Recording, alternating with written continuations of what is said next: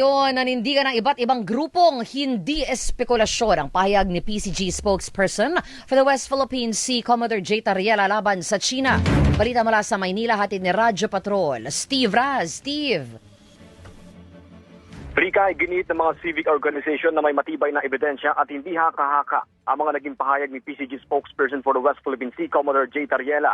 Ayon kay Jose Antonio Goetia, chairman ng Alyansa ng Bantay sa Kapayapaan at Demokrasya at iba pang civic groups, hindi propaganda lamang laban sa China ang inilalahad ng PCG dahil nakabatay ito sa opisyal na ulat, larawan at dokumentasyon ng panggigipin ng China Coast Guard sa mga mangingisang Pilipino sa West Philippine Sea. Kasunod ito ng palitan ng pahayag ni Tariela at ng Chinese Embassy online tungkol sa mga aksyon ng CCG sa karagatan na ayon sa civic groups ay tangkang patahimikin ng Pilipinas sa karapatan nito sa West Philippine Sea. Binigyan din ng grupo na hindi ito personal na issue kundi usapin ng soberanya kung saan tumatalima lang ang Pilipinas sa UNCLOS at sa 2016 Arbitral Award.